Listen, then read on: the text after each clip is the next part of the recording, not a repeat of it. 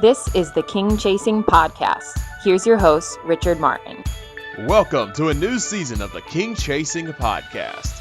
I'm your host, Richard Martin.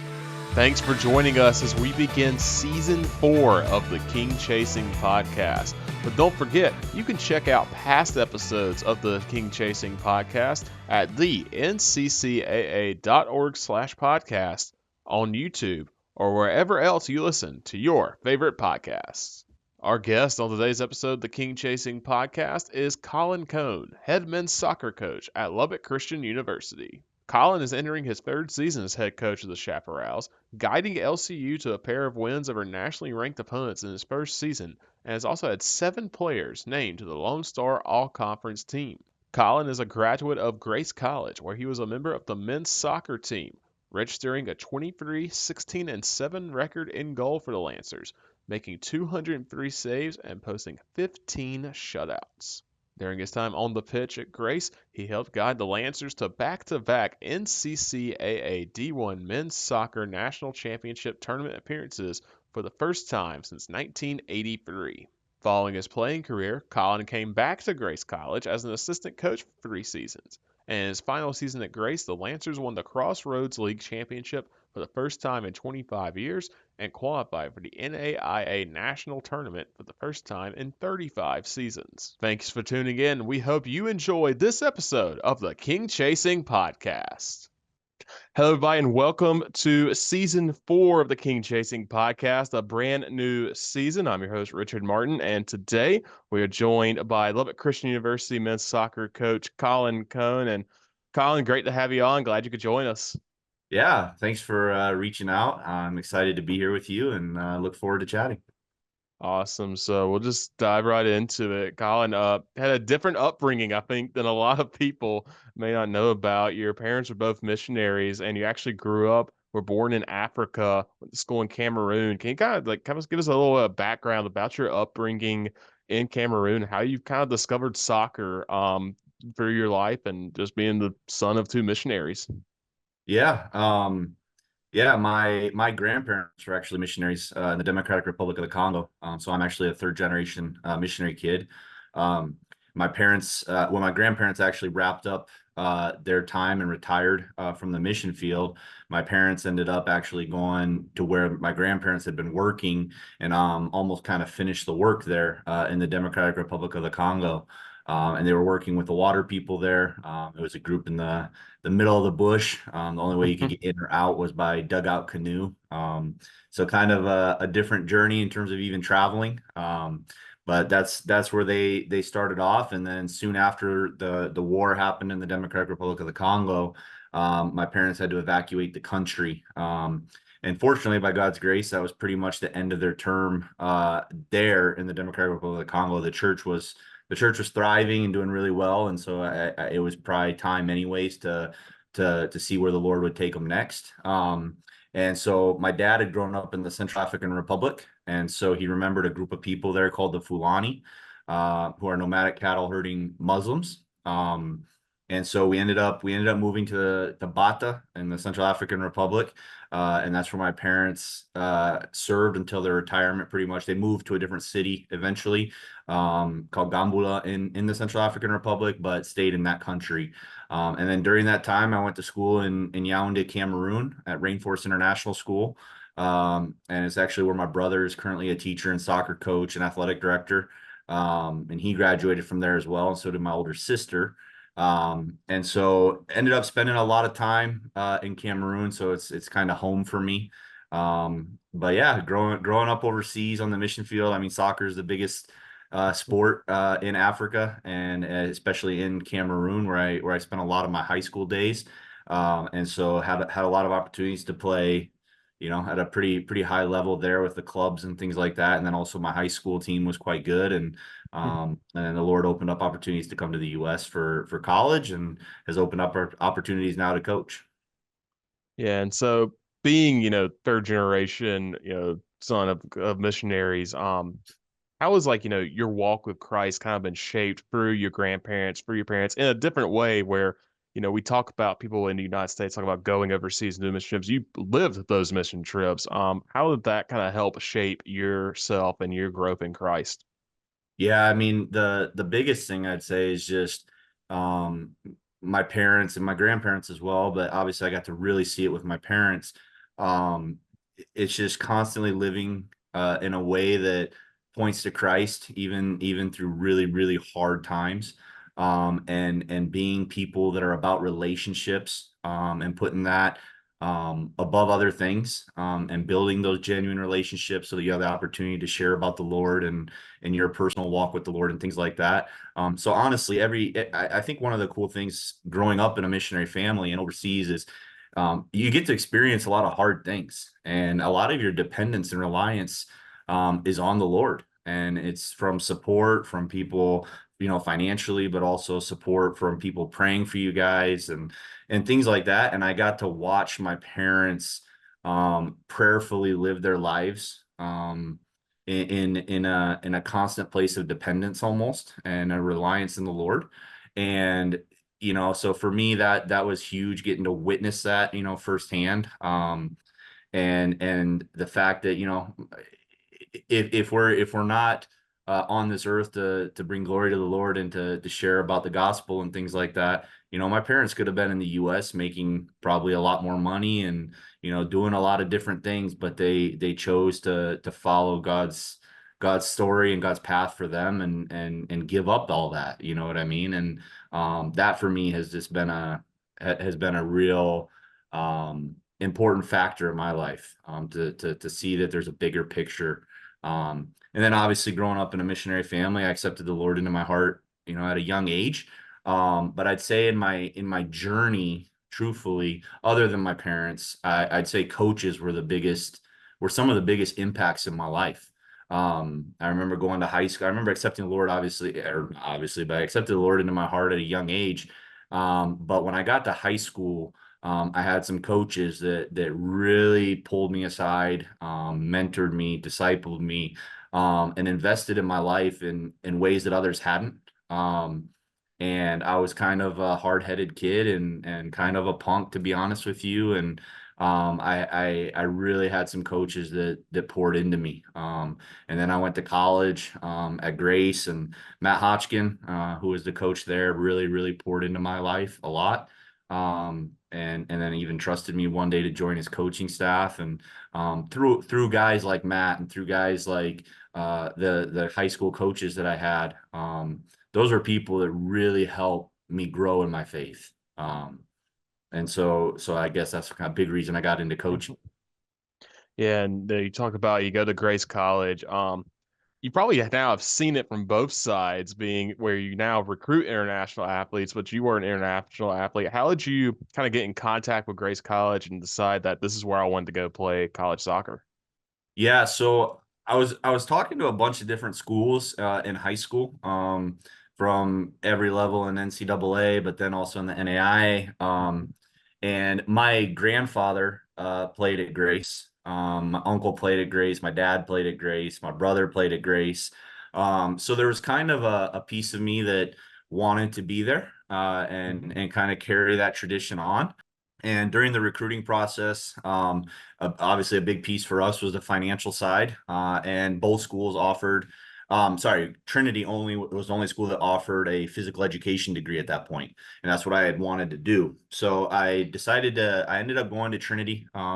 Financially, it was a really good option for us just because it was associated, like I said, with our mission that my parents worked with, and soccer scholarships and things like that. So had a really good opportunity to go there. So I actually went to Trinity my first year.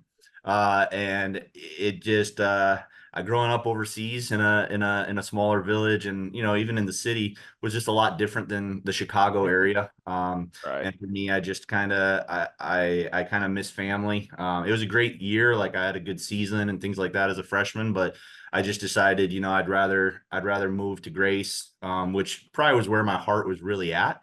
And at that point, my brother had graduated, was married, and had a kid, and had a home there. And so I was able to live off campus with him, which obviously financially helped like crazy. And so I got to transfer to Grace. and it was on a point when Grace soccer was kind of, on the rise. Mhm. And so I was excited about that opportunity. And I knew Matt Hodgkin, the coach that was there at the time, his heart for discipleship and meeting young men where they're at and wanting to see them grow as men, not just as soccer players. And so decided to go to Grace, and yeah, it was a great experience. Yeah, and like you said, great experience. Had a great career at Grace, and last 2 years, Grace wins the 2012 NCCAA Midwest Region Championship. They go back-to-back NCCAA National Championship tournaments for the first time, I think, since 1982 and 83 at the time. What do you just remember about some of those teams, especially that 2012 team that ended up winning the Midwest Region Championship and getting to participate in the NCCAA championships down in Florida?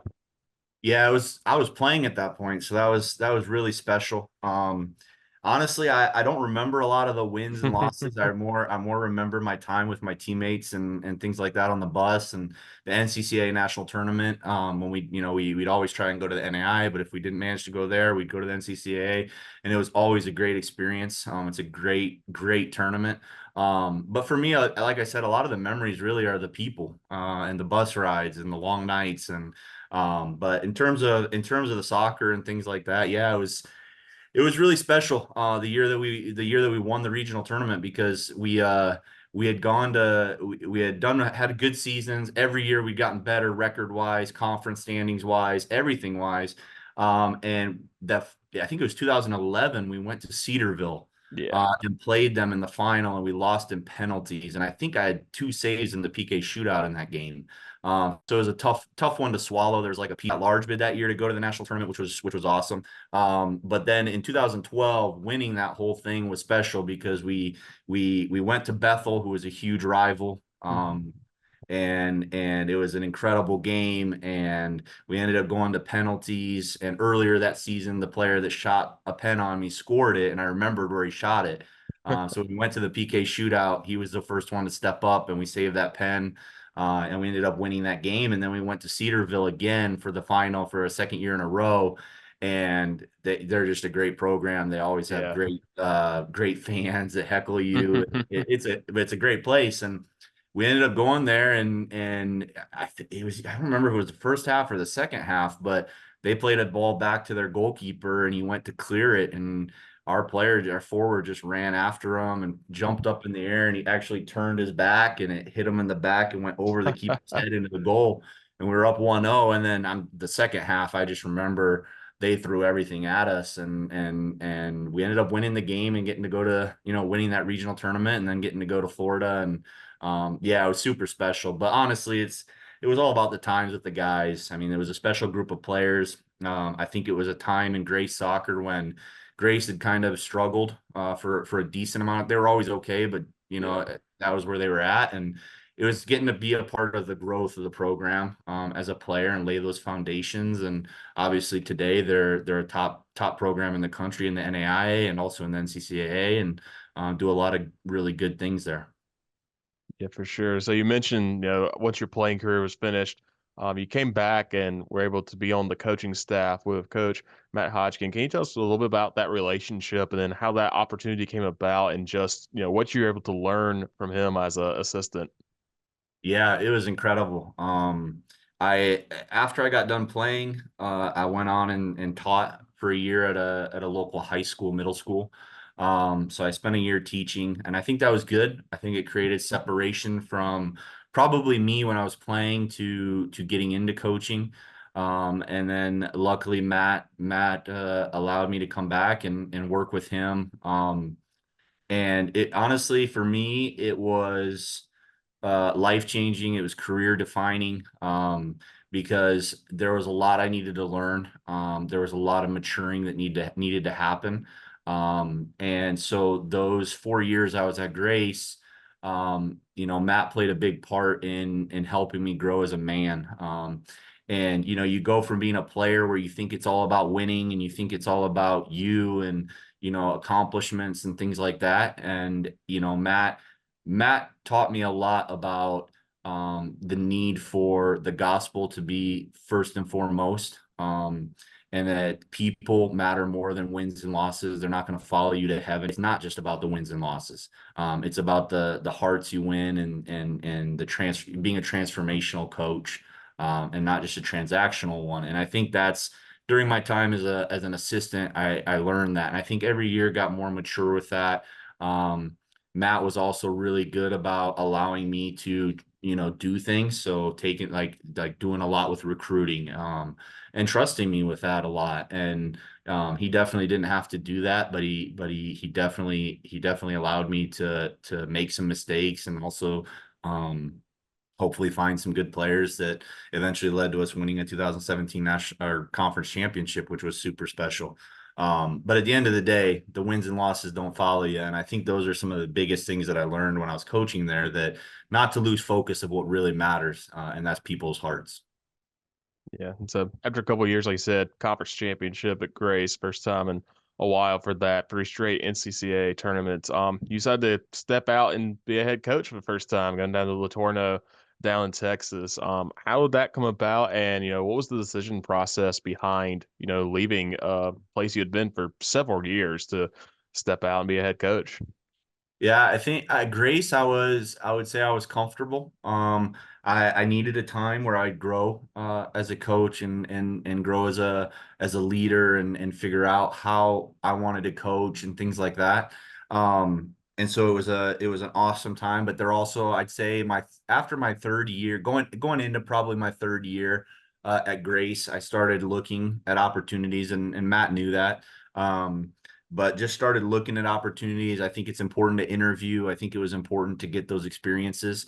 And so I had a couple job offers, assistant positions at other schools, and some head coaching positions at other schools.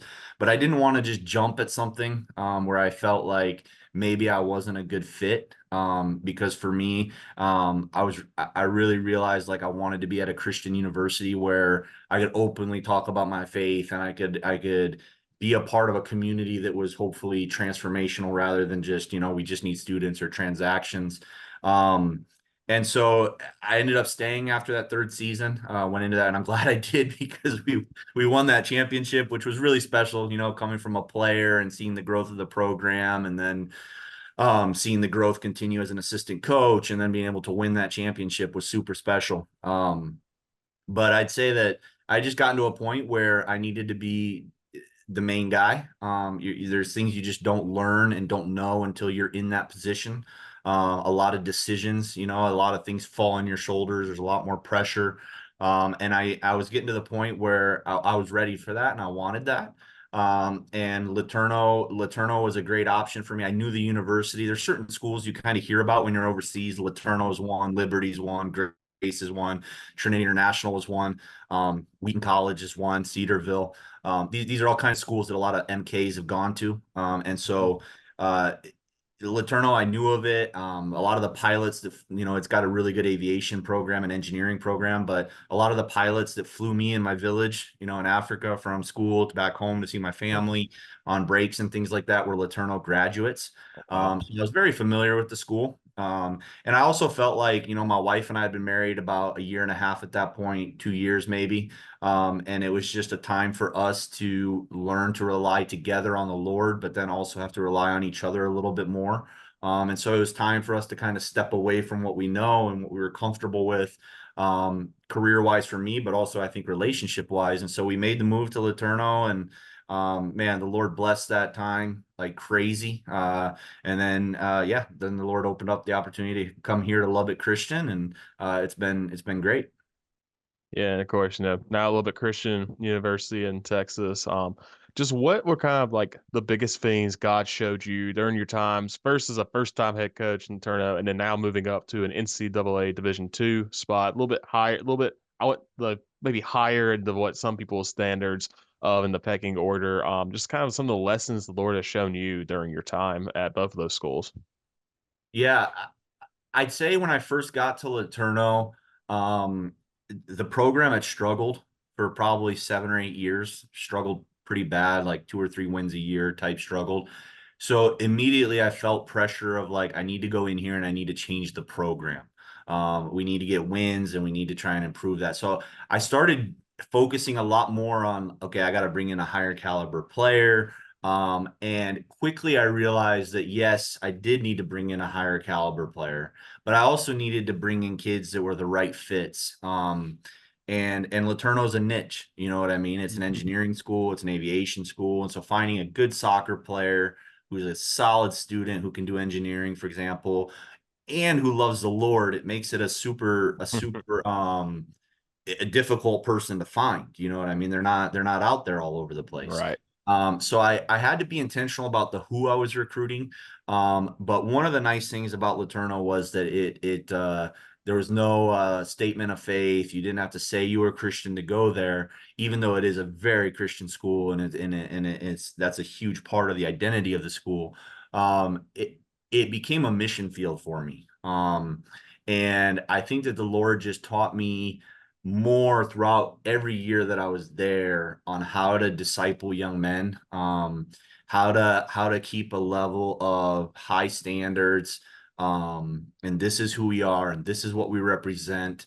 But he just taught me a lot about discipleship and meeting young men where they're at, and understanding the guys' their mistakes, and being able to be in their corner and fight for them, but also help them realize maybe when they're making mistakes and when they've done something wrong, and being able to acknowledge that and being able to move past those things and help them grow through those things.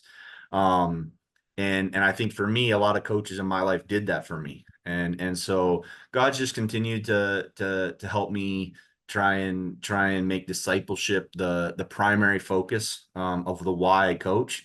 And then I kind of let the results take care of themselves. And I just trust that, we're doing things the right way. And at the end of the day, like I said, the results will take care of themselves if you're living your life the right way, and you're putting the Lord at the front of everything. Yeah, and so one thing I noticed, for those who don't know, I was your SID for one season at Lubbock Yeah. Christian, and I just noticed how much relationships are important to you, not just with your players and your coaches, but with other coaches on campus and other staff around campus. How important is that to just build those relationships, not just with your players, but build Christ-like relationships with other people on your campus? Yeah, it's everything, because the reality is, I want to see our players grow as men. I want them to grow as Christians, or meet them where they're at. And I want them to leave LCU and go, I know who Jesus is. Now, at the end of the day, it's their decision if they want to accept Jesus into their heart and things like that. But they have no excuse as to knowing who he is and being exposed to who he is. And so I think the relationships for me on campus are important, because I want people to know my heart. And as long as they understand my heart, I think that there's a transparency between, that side of campus and art and athletics, and then specifically soccer. And so those relationships allow open conversation with each other and things like that. And so kids, all of a sudden, the teachers and other people on campus go, hey, the men's soccer team, the discipleship side of things is really important. And we know we can have those open conversations and tough conversations with, this coach or player or whatever, because on the coaching side, it's happening. You know what I mean? And so I think that those relationships are super important. I think it makes, job wise, I think it makes everyone's job easier if you get along and you have a good relationship as well. But the biggest thing is, at the end of the day, I want to have good relationships with people across campus, and things like that, because I want to see our players grow, and I'm not the only one that's pouring into our players. And I want those people across campus, whether it's teachers or admissions or financial aid, whoever, to know that it's important to me. And I want our student athletes to be hearing about the Lord and the gospel on their side of campus too. It's not just in the soccer field. It's not just in athletics. It's not just in the classroom. It's all of LCU. And so I think those relationships are super important for that. Yeah, for sure. Close out here, biggest news for you over the off season was you became a dad for the first time, and it Yeah. was twins. So just kind of, Yeah. your reaction to that, and how's it been, being a dad? Yeah, it's great. I love it. I always used to say I have 40 children, because we have a team of about 40 guys. But now it's real. You know what I mean? Now it's your own blood. But yeah, they've been incredible. It's definitely changed my perspective on things. and it's been incredible watching my wife be a mom. She's unbelievable. And I'm excited for the players to be able to interact with the two boys. And, as they get older, I can't wait for them to really be able to, interact with each other and things like that. And, that's another reason why I think the gospel and everything like that's so important, is I hope that our guys, are good examples, and that penetrates their hearts, so that, my boys get to see these older guys that are cool guys. Yeah. Good players, but they also love the Lord. And for me, that's really, that'll be really special. So Awesome. Well, Collin, thank you so much for joining us. Good luck this season, being a dad and also, being a coach as y'all get fired up here shortly with the 2024 season. Thanks again for joining us. awesome. Sounds good. Thanks, Richard. I appreciate you, man. Thanks again to Collin Cone for joining us on this episode of the King Chasing Podcast. In this episode, Collin talked about his life growing up in Africa, playing and coaching for Grace College, and how he builds relationships with his players and staff at Lubbock Christian University. Thanks again for tuning in to the King Chasing Podcast. You can find more episodes of the King Chasing Podcast at the NCCAA.org/podcast, on YouTube, or wherever you listen to your favorite podcast. Be sure to subscribe and share today so you don't miss a single episode. Thanks for tuning in. We'll see you next time for our next episode of the King Chasing Podcast.